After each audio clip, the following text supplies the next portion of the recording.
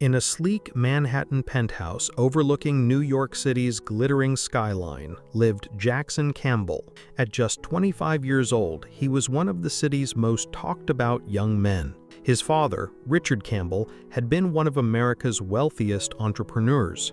Growing up in a cramped, run-down apartment in Brooklyn, Richard had clawed his way to the top, building a tech empire that landed him among the richest people in the country. Last year, a heart attack took him away, leaving Jackson with a fortune worth billions, luxury mansions, a private jet, and a sprawling business empire.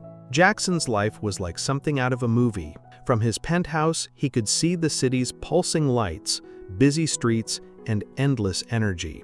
Every morning, he'd slip into a tailored designer suit, hop into his Lamborghini, and head to the trendiest restaurants for brunch.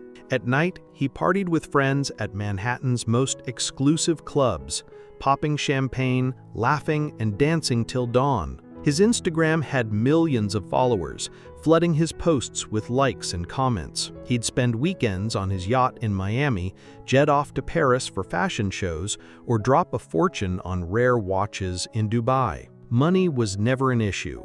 Whatever Jackson wanted, he got. For years, this lifestyle thrilled him. He loved the rush of buying a new sports car, the envy in people's eyes at VIP events, the freedom to do anything, anywhere. But slowly, cracks started to form in this perfect world. At first, Jackson barely noticed. One night, in the middle of a packed club, with music blaring and his friends laughing, he froze. Something felt off. He looked around at the flashing lights and fake smiles and thought, "Is this really what I want?" Back at his penthouse, he stood by his floor-to-ceiling windows, the city's glow reflecting on his face.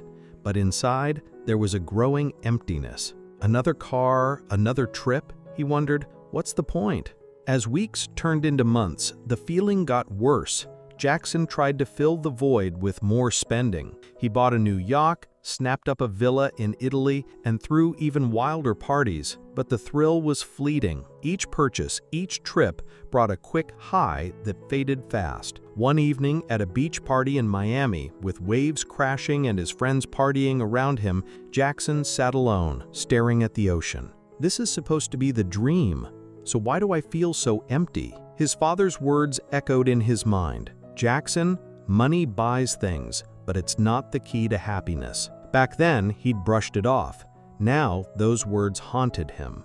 One quiet evening, Jackson wandered into his father's old office. He found a dusty leather journal tucked away in a drawer, filled with Richard's handwritten stories of his life. Tucked inside was a letter addressed to Jackson. It read, "Son, I've left you everything I built, but happiness isn't in the things you own.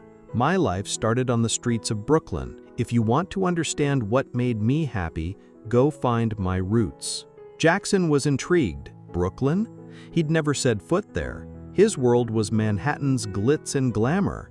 But the emptiness in his chest pushed him forward. He decided to visit Brooklyn to uncover the life his father had lived before the fortune. Jackson arrived in the old Brooklyn neighborhood where his father grew up. The narrow streets, faded brownstones, and small corner stores felt like another planet compared to Manhattan. He tracked down his father's old apartment, now home to an elderly woman named Mrs. Grace. She remembered Richard well. "Your dad was a dreamer," she said, her eyes lighting up. "He worked odd jobs, delivering groceries, washing dishes at the diner, but he had fire in him. He'd say, 'I'm going to make it big, but I'll never forget where I came from.'" Mrs. Grace took Jackson to an old community center where his father used to hang out as a kid. The place was falling apart. Broken windows, no books, no resources for the kids. Jackson thought, this is where Dad's dreams began. Could I bring it back to life? He decided to use his wealth to renovate the center, funding new books, computers, and a playground. When the kids poured in, laughing and playing, Jackson felt something new. A quiet peace he'd never known. He realized his father's roots were tied to these ordinary people, their struggles, their hopes. For the first time, his money felt like it meant something. Working at the community center, Jackson noticed how many of the kids came from struggling families. They couldn't afford school supplies, let alone college. He thought, I have so much. Could I make a difference for them? He launched a scholarship program to cover their education costs. He also started spending time at the center, reading stories to the kids, playing basketball, and listening to their dreams. One day, a girl named Emma handed him a hand-drawn picture of a colorful school with a smiling face. She said, "I'm going to be a doctor one day. You made me believe I could." Jackson's eyes welled up. He thought, I've spent millions on things, but this feeling is worth more than any yacht. Jackson flipped through his father's journal again.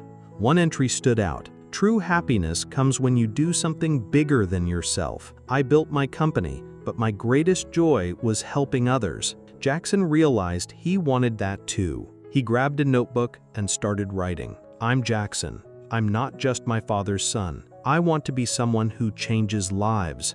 I want to use my money and time to create opportunities, to give people a shot at their dreams. He decided to start a foundation with part of his father's company, focused on education, healthcare, and opportunity for those who needed it most. Back in New York, Jackson transformed his life. His penthouse, once a stage for lavish parties, now hosted fundraisers for his foundation. He spent weekends in Brooklyn working at the community center. His smile returned, and his heart felt full. He understood that happiness wasn't in a bank account. It came from knowing his roots, helping those in need, and finding a purpose that lit up his soul. Years later, Jackson's foundation had changed thousands of lives.